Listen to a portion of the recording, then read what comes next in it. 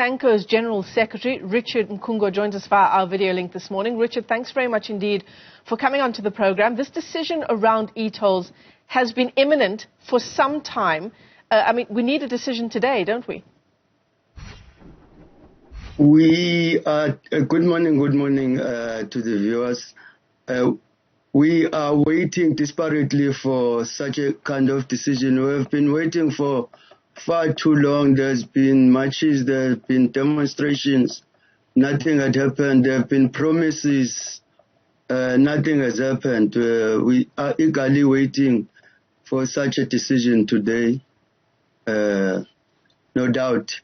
Yeah, absolutely. I don't know if you can remember, Richard, as far back as 2011, before etolls was officially introduced, COSATU shutting down the streets of Johannesburg in protest of the tolling, the electronic tolling system. That kind of protest against etolls has continued. Our business editor, Xolani Mbanjwa, telling us just now that only 17% of motorists are actually paying etolls.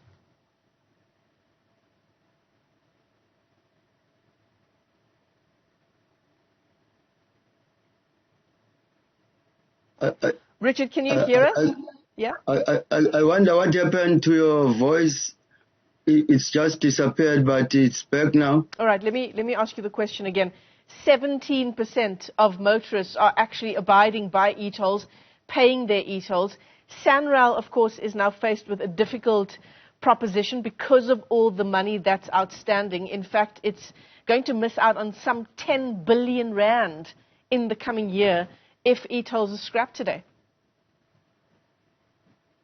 Look, first and foremost, etoll platform is operated by the private company Aegis Projects from France, from different countries, 15 different countries. The harsh truth is that since 2013, the etoll system has failed.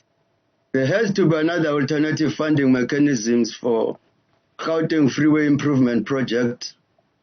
We are informed that etoll compliance stands at just 17.65, as you said, and Xolani said, and the scheme has run up to 9.7 billion rand in uncollectible debt from motorists who have refused to pay because they can't see the reason why they have to pay. Unfortunately, the debate has entrenched non-payment culture. But after all, we have already paid for those roads with our own taxes.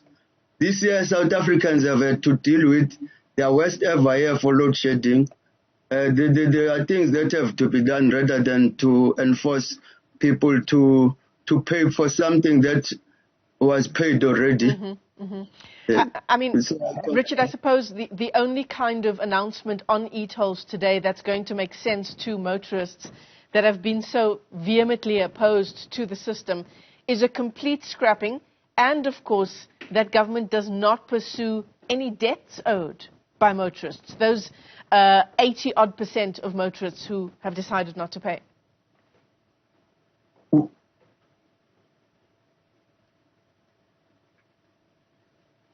We fully support the stance taken by the public in domain. We support that, and we are calling for the scrapping of these etolls once and for all. Nobody should owe anyone, because anyway, we as a public, as motorists, we owe nobody.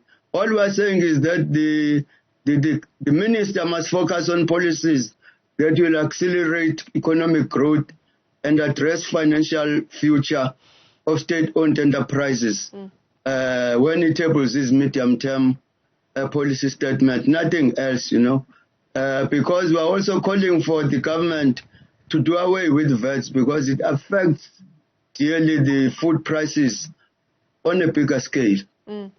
SANCO General Secretary. The whole scrapping of this, complete scrapping of etolls. Yeah, Richard Mkhungo, let me thank you for your time this morning.